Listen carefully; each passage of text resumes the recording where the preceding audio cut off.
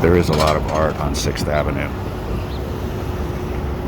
but you might not expect to find much of it on the remaining payphones. But between now and I think January 3rd or early January,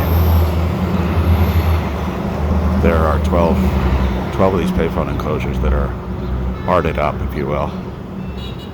So this is not an advertisement. This is a deliberate and sanctioned art piece. And to further legitimize it, it even has a plaque. It says Yvonne Rainer, excerpts from Apollo's diary.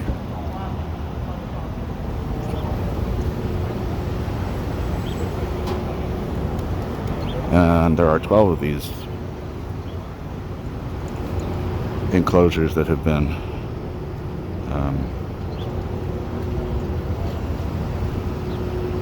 had the ads replaced by this type of thing.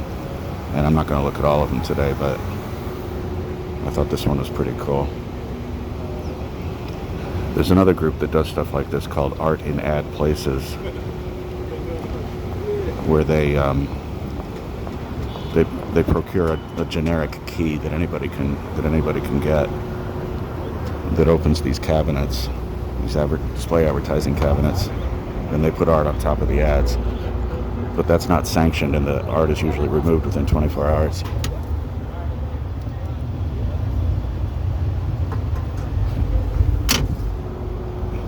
But this is the work of the curator of this project, was Bree Zucker. And the full credit is almost impossible to believe, but impossible to read, rather. And I'm having trouble focusing on it. But it's the Kuramanzudo Gallery. That's what it is. The Kuramanzudo Gallery is the entity responsible for this. And the project is called Titan, for the erstwhile display advertising and payphone company that got subsumed by City Bridge. I'm going to go look at a couple others.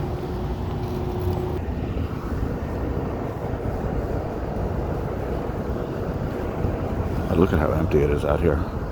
Peak of the holiday season. I'll see if I can get to this one. This was my favorite one in the series. It's behind these trucks. And by the way, none of these phones have dial tone. I tried every single one in Midtown on 6th Avenue. Every single one is dead.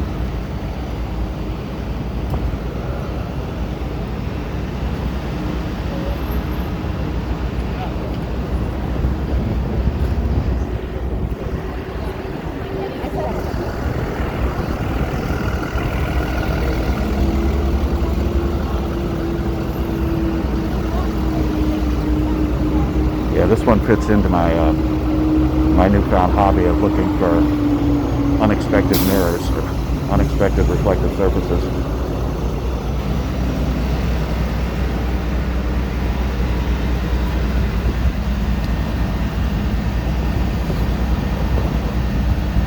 Phil Morales, Sermon on the Mount.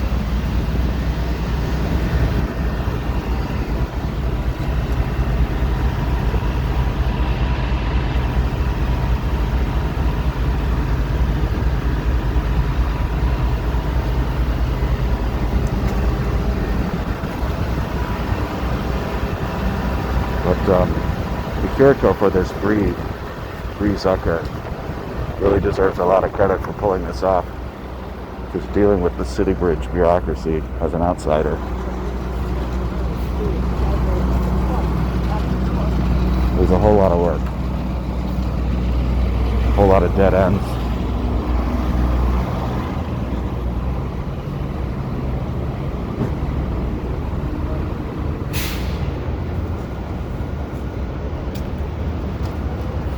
I think it's all pretty cool. I mean, I'm no art critic,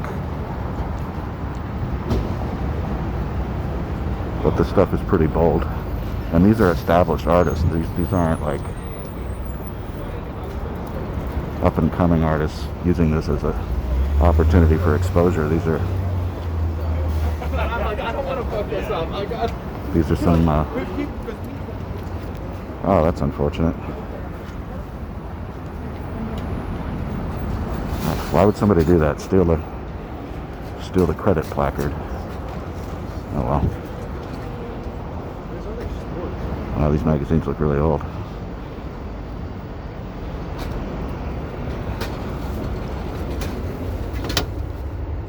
Yep, no doubt though.